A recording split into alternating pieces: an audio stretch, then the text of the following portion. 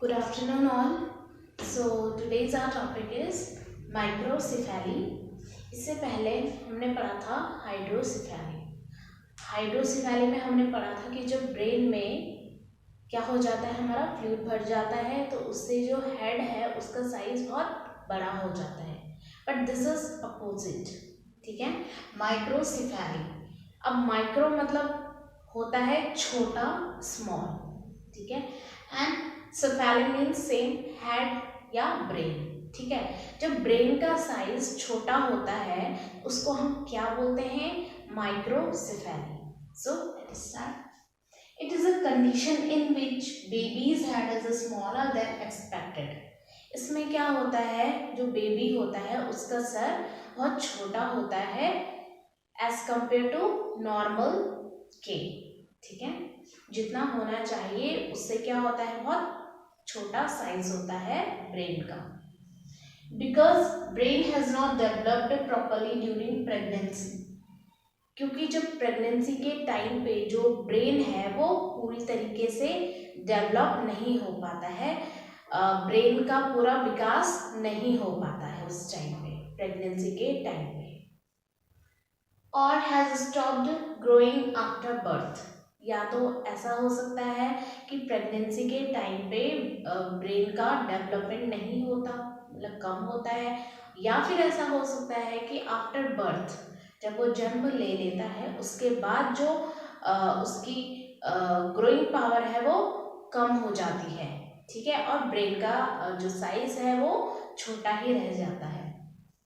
Now आपको यहाँ पे दिख रहा होगा, this is a normal brain, ये नॉर्मल हेड है, एंड ये क्या है, माइक्रोसेफेली।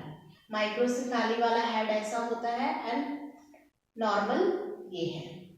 Then diagnosed. अब हम इसको कैसे पहचान कर सकते हैं कि बच्चे को माइक्रोसेफेली है। Microcephaly may be diagnosed during pregnancy with ultrasound. अब अगर हमें पता करना है कि हमारे बच्चे को माइक्रोसेफेली तो नहीं है, तो हम उसका क्या करते हैं, अल्ट्रासाउंड करते हैं। अल्ट्रासाउंड क्या होता है, उसमें सारे फंक्शंस एंड ऑर्गन्स का अच्छे से पता चल जाता है बच्चे का।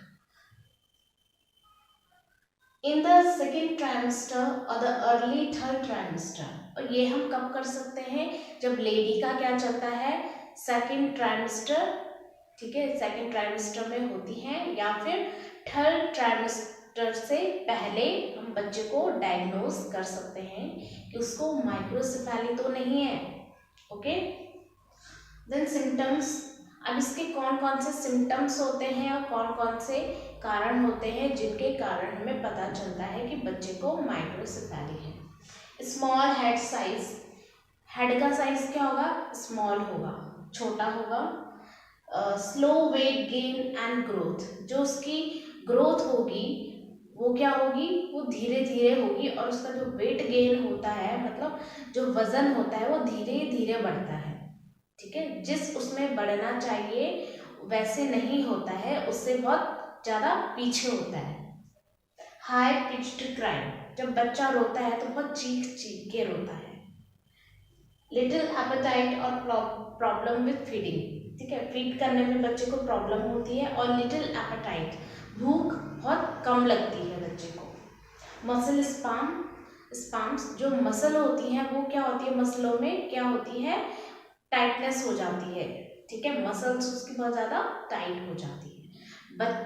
जबकि जो बच्चा है उसकी मसल्स कैसी रहती हैं, बहुत सॉफ्ट होती हैं, बहुत अच्छे से वो फ्लेक्सिबल हो जाती हैं। बट जो माइक्रोसेफेली वाले बच्चे होते हैं उनकी जो मसल होती है उसमें बहुत ज़्यादा टाइटनेस हमको दिखाई देती है।